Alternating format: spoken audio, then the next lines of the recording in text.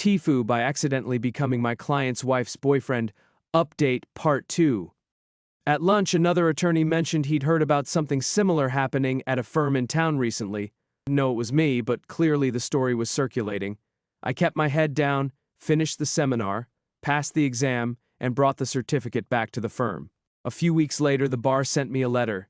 The inquiry was closed with a private caution. Basically a warning that stays in their files but isn't public discipline. It could have been much worse. My malpractice premium still went up 15% when it renewed that September. The carrier cited the reported disciplinary circumstance in the renewal letter. The firm implemented new procedures specifically for me. For 6 months I had to get all conflicts pre-cleared by the general counsel before taking new clients.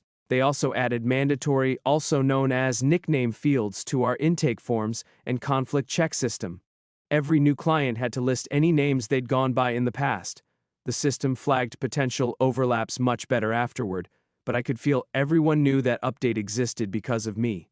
The worst part wasn't the official stuff, though. It was the reputation hit. Some people knew the real story, others only bits and rumors.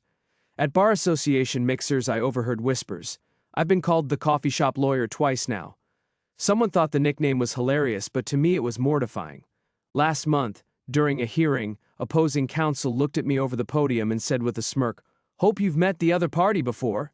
My face went red, and the bailiff stifled a laugh. The story had become one of those cautionary tales attorneys tell young associates. Always double-check for conflicts, or you'll end up like that guy. I tried brushing it off, but the truth is it hurt. I hadn't done anything malicious, just careless and unlucky. I started having anxiety dreams about emails from the bar. I'd wake up in the middle of the night convinced I'd missed another rule violation. I stopped going to most social events. I figured if I kept my head down and worked quietly, people would eventually move on. Stay tuned for the next part.